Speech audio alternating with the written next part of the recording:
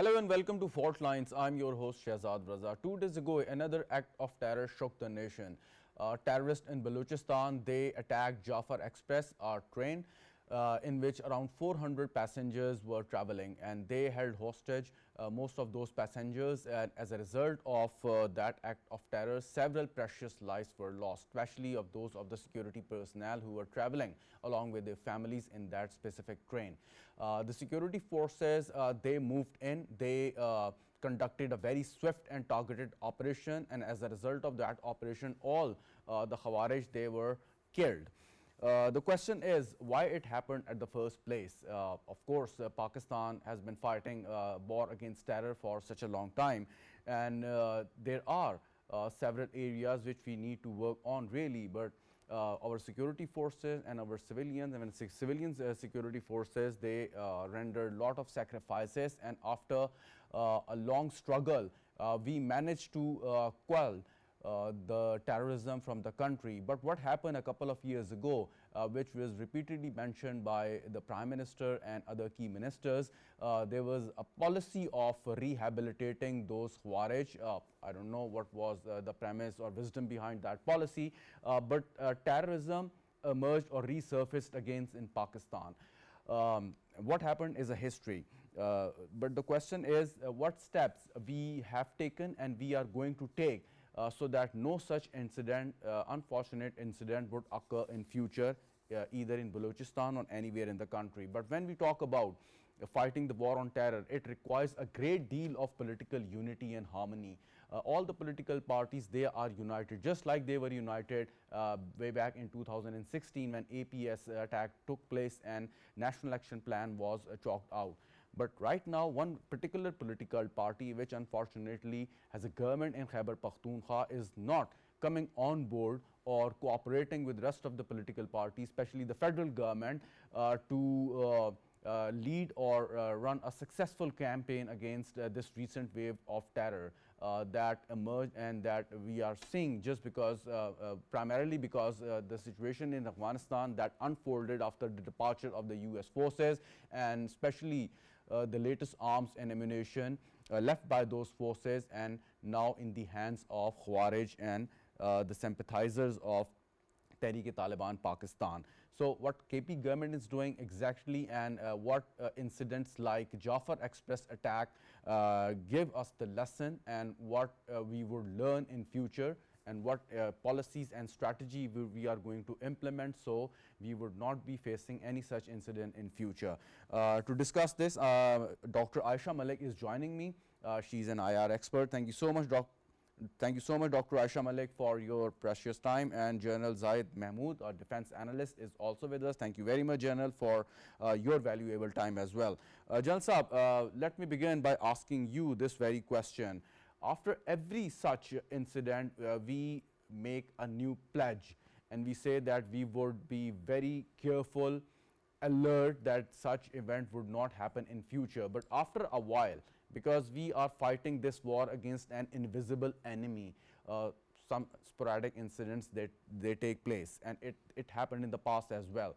So what do you think, what policy strategy should be in place by the federal government and the provincial government so that no such incident and unfortunate incident would be happening in future? Gansa. Bismillah ar-Rahman ar-Rahim. Shahzad, thank you very much for the invite and my regards to the other panelists.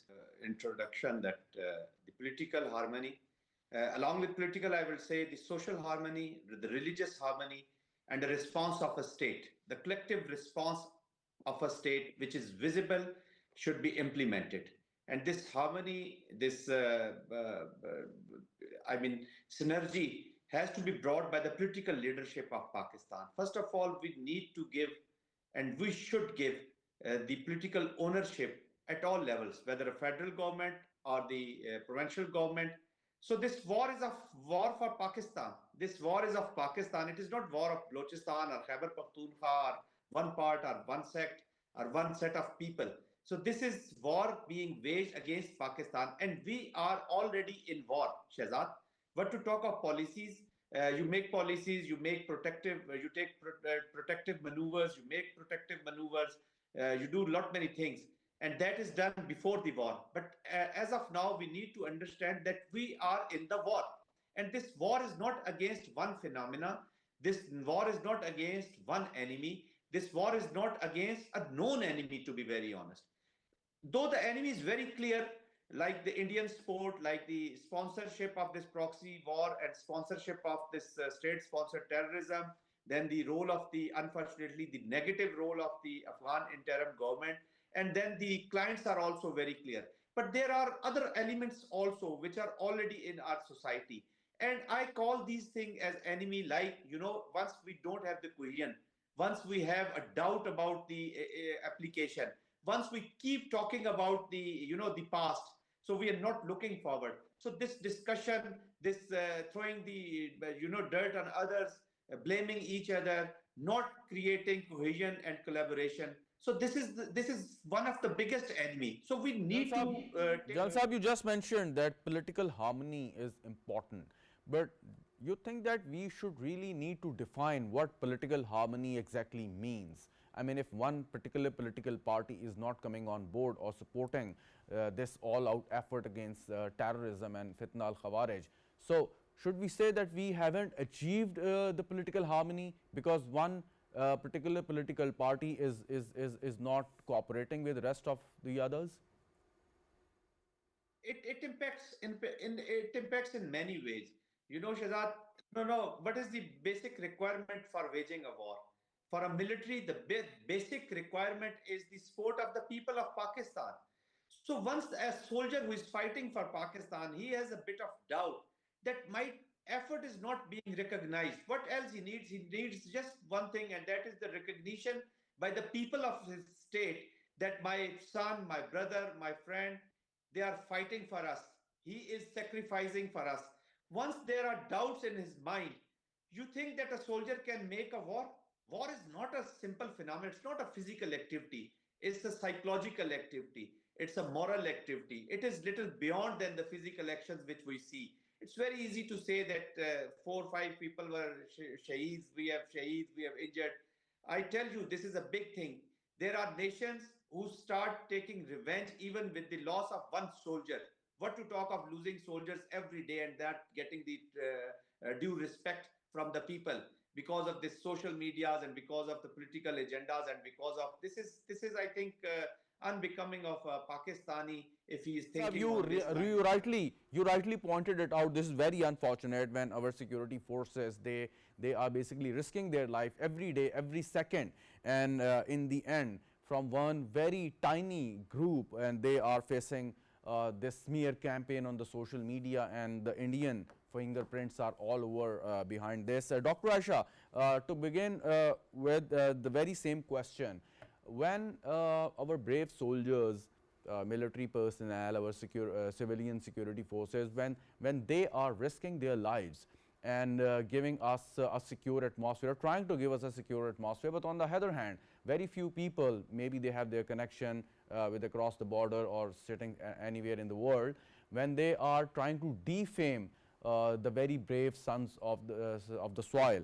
So you think that would impact the morale of the security forces, because security forces, the personnel, they know that the entire nation is behind them. These are the very few people with their own personal, specific, vested interest why they are doing all such things. Dr. Aisha. Thank you so much, Shahzad. And these are absolutely sad times. My thoughts and prayers goes out to the families of the ones who lost their lives. So these are very tragic times, and upon that, the sentiment which the large masses are creating, that how security forces are unable to deal with this threat, and how but they surely do not understand the dynamics, that how security forces are fighting in such critical atmosphere, where it is 43% of Pakistan So there is definitely a short number of security forces over there, but still they're fighting quite bravely. And the way they rescued all this the innocent people and they saved innocent lives, that's incredible. So all the credit and prayers goes to the security forces of Pakistan, and especially in a very hostile environment of the region and globe. So this is not only something, first, it is again very tragic that Pakistan's domestic front is not coming as a consolidated force to counter this threat. So the divergence in political consensus is it's tragic. Uh, but at the regional level also, the region itself, South Asia itself, needs to understand that exploiting any proxy, exploiting any non-state actor to favor very temporary interest of any other global actor could be fatal for strategic stability of South Asia. So, for South Asian strategic stability and long-term deterrence stability, the South Asian partners need to work together. But sadly, there is a very clear divergence of interest at the moment, and Afghanistan and India, as they're playing a very critical role in this, they need they are just Some South Asian players, particularly India, they know they're playing with the fire and they're trying to burn Pakistan, but ultimately that fire can also burn their own house. I mean, they are wise enough to know that very fact, but still they are playing this very dangerous game. Why? Absolutely, absolutely. Because I think if we consult the theory on this, that how a strategic stability in a region is maintained in absence of direct involvement of a great power, because great powers have always been interested in this region. But at the moment, we see that world is transitioning politically, diplomatically, with the era of Trump, and with three regions of the world experiencing war simultaneously, which is Middle East, which is Europe, and now this insurgency in South Asia is also, this can be fatal. So when the world is transitioning and there is no direct involvement of the great power in this region, so there is enough space for the South Asian partners to collaborate, but they are not behaving responsibly. So it is an absolute irresponsible behavior on part of India and Afghanistan, and we should condemn this in the strongest of the words, because this is cyclical. One day they are with you, the other day they can be with somebody else.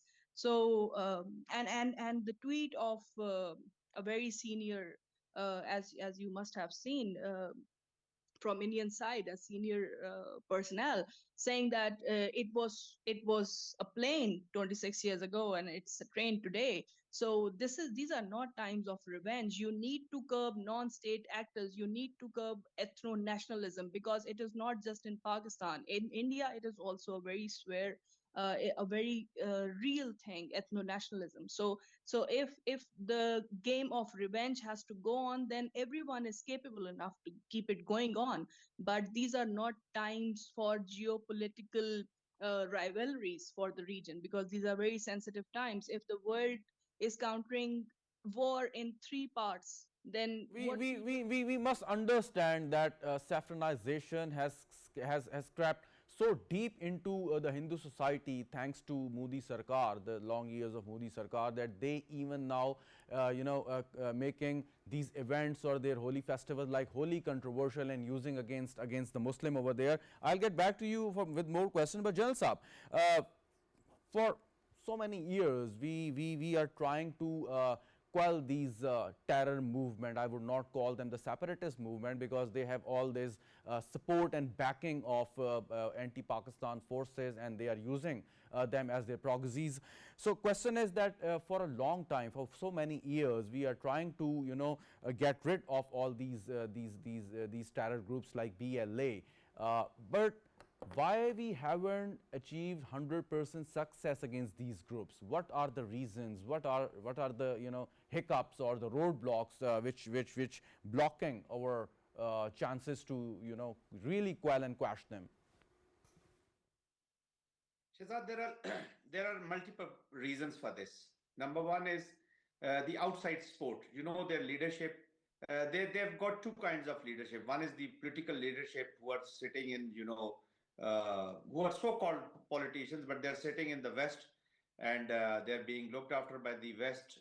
They have their interest. They are getting huge amounts of money. So most part of the economics advantage which they are getting from this war against Pakistan, that part is going to those leadership.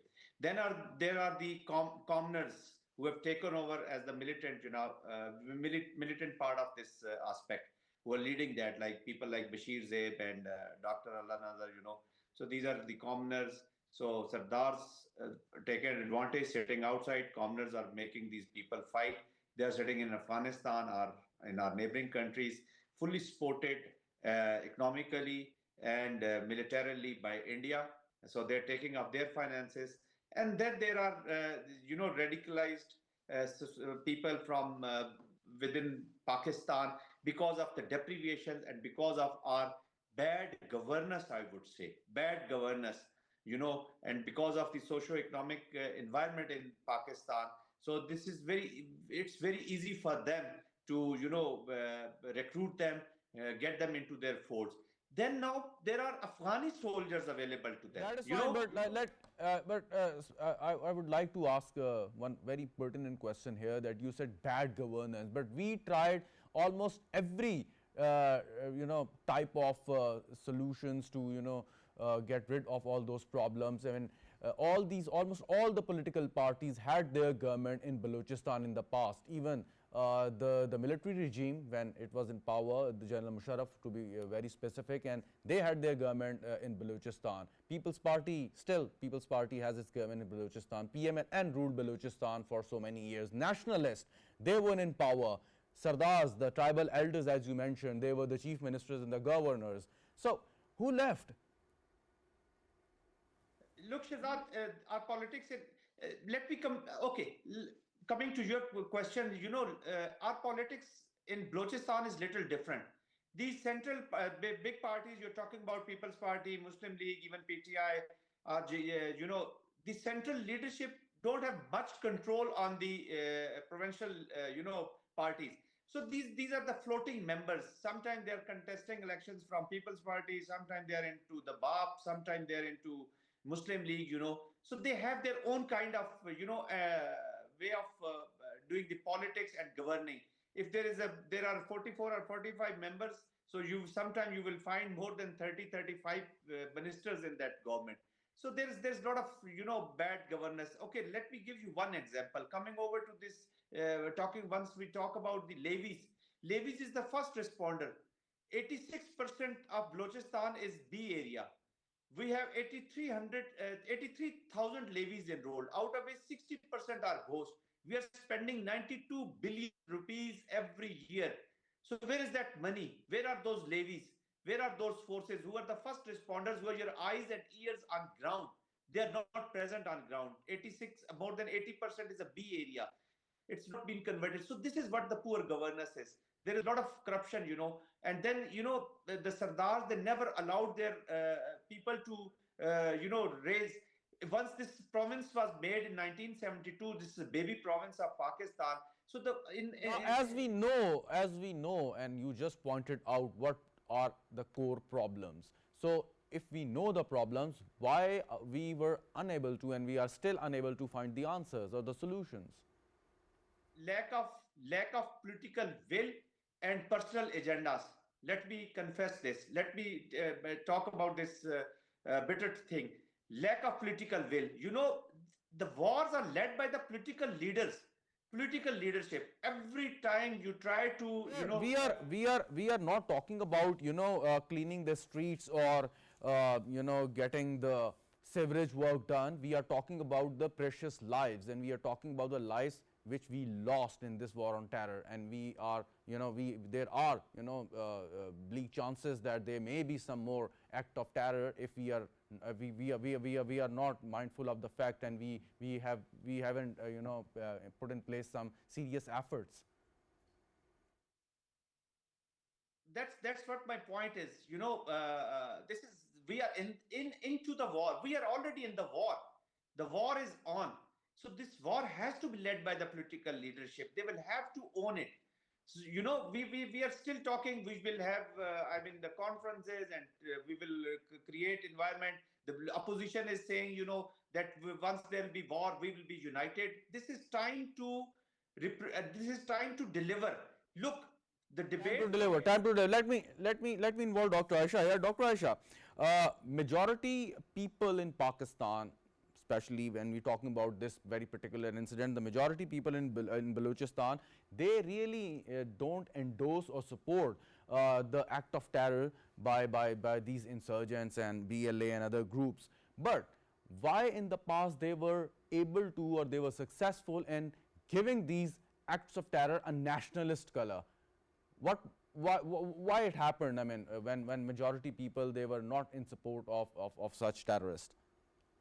Yeah, you see that, Shahzad, there is this very recent of a very integrated approach of insurgency in Balochistan.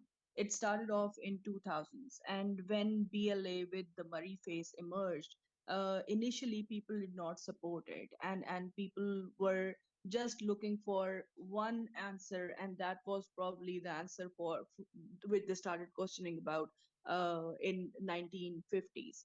So there was not this sentiment of insurgency, although there have been in past some events of insurgency, but they were not integrated attacks. So Baloch insurgency is a very recent history if we look at it in an integrated or coherent manner. So starting off in 2000s, when Baloch insurgency took this shape of getting support from the very socio-temporal aspects of Balochistan. And when we see its mature form, when the Shari Baloch incident happened and a middle class woman went out, so giving it altogether a new face. Now this insurgency has entered its second stage, which is it is now looking for a political face for the insurgency. That is the second phase of any insurgency throughout the world. First, it is the militant organization outfits, and they're again later on they go towards gaining a political face. So gaining this political face means that the people of Balochistan are also not getting the directions right. It is the individual who's unable to understand that if we even go to the separatist or nationalistic movements, there won't be enough credibility or sustainability for whatever morphed form of political authority they come out with. So if Tell us the something. Baloch Tell us something with any example, if you can, that whenever such a terror entity transforming itself into a political force, so does it mean that it is ready or willing to lay down arms and start a political campaign, trying to get the necessary legitimacy by the people or the legislature? yeah, in Pakistan, actually throughout South Asia, there are examples on it. If you look at the Bengali movement, it also had two phases of insurgency. If you look at the Sindh movement, JSMM in 2000 also started off with a militant wing, and then it's the active insurgents in JSMM of GS and Muttahida Mahaz are now in People's Party. So and then again in Punjab also there is Labak, and there are people who are from Labak, and they're also supporting for militant outfits. So this is quite common, and it has been going on. Where does the support from the people come in? How does this inflow of social support is supported probably? That happens when there is enough political, economic, and social marginalization. So bad governance is definitely a factor which has contributed to gain political support from the people through these insurgent outfits, I think. All right, all right. Jal Sab, in this particular incident, there were Indian fingerprints all over, and we had in the past irrefutable evidence of Indian involvement in these insurgencies in Balochistan. On the other hand, I mean, there is a double jeopardy for us, that situation in Afghanistan making our life worse, even worse. So at one hand, we have India using these militant outfits as its proxy, and on the other hand, there is Afghanistan which is providing them the safe haven. So this extreme challenge for us, and despite the fact that we have not very strong economically, we are still fighting on multiple fronts. So what your experience says when this situation arises for a country like Pakistan, how should it deals with it? Shahzad, this is a big dilemma, and the Indians are lucky in a way that they have got the ideal environment to wage hybrid against Pakistan. Because the center of gravity of a hybrid war is the plausible deniability. So you're doing all the acts and you're denying them. So this is the advantage. And with that, they have got our neighbors, Afghanistan, available to them, the ideal situation for them. But to be very honest, if we go with the whole of a nation approach and we consider it very seriously, I mean, we take it, if we understand the spectrum of the complete threat, we know the response. So it is in the multiple fields. It is in the political domain, it is in the social domain, it is in the economic, because radicalization is extremely dangerous. We are talking about the terrorism. We are talking about the terrorist. We are making our strategies against the terrorist. We are trying to get everything. I mean, we are trying to create an environment to deal with the terrorist. We need to create an environment. We need to have a synergy to fight the terrorism, to fight the extremism. If there are some extremist thought, how much time it will take to convert an extremist to a terrorist? It will not take much of the time. The most important and dangerous thing is the subversion. Now the people and the women of Balochistan and the women are being subverted. You know what all ever happened in Sawat, if you know about the recent history, Mullah Fazlullah, they tried to target the women of Sawat people through their FM radios. So once you subvert the women mind, it's extremely dangerous. If she is a teacher, she is going to subvert all the students. She being a mother, the child in her lap is being subverted. So these are the extremely dangerous. One more question, and Dr. Aisha, you should also express your thoughts on this. Jalsa, first from you. State is the most powerful entity in any territorial boundary, and I mean, there is no other power in this humanly world more powerful than the state.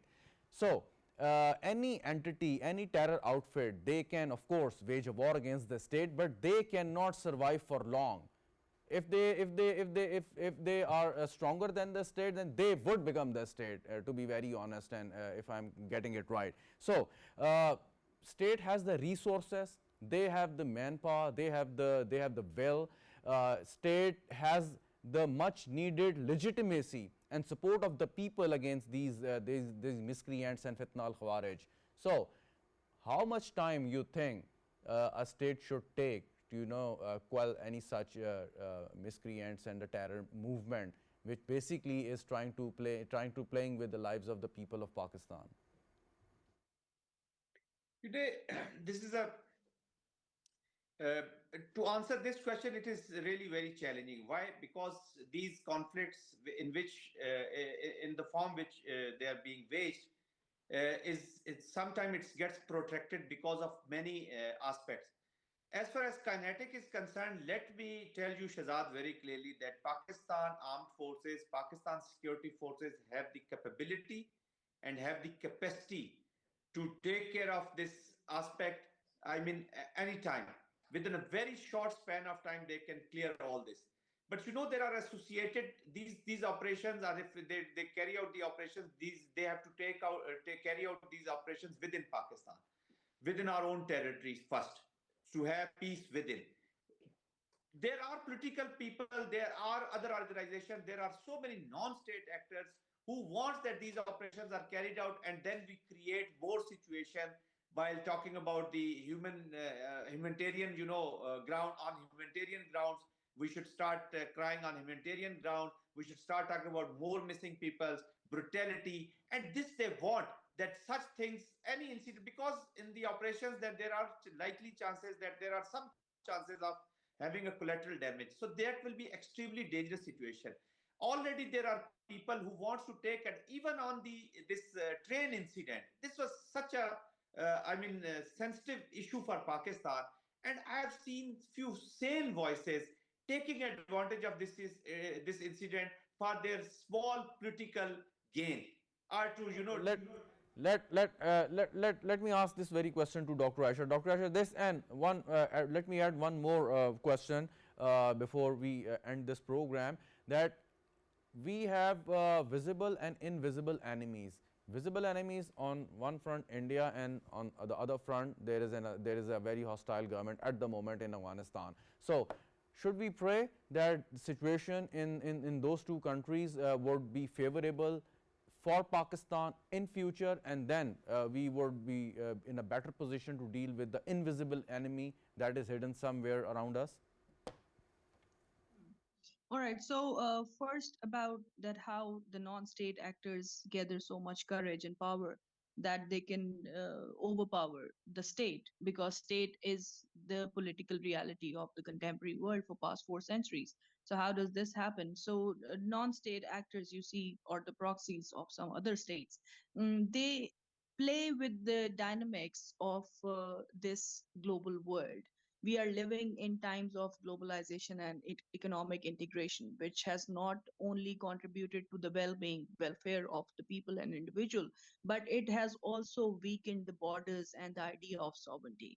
One. Then there is technological advancement. If you just look at BLA's high resolution videos and audios coming out, technological advancement and their reach to and all the outfits, all the non-state actors have now a reach to these technological advancement. So that again is another factor. So we are living in a very complexly interdependent world where it is very hard to keep very strict borders. So there is definitely a flow of integrational forces, which sometimes outplays the integrational aspects and leads to conflict. So this is one reason why non-state actors are at some places so powerful. Look at Hezbollah, look at Houthis, look at all other non-state actors, if you might.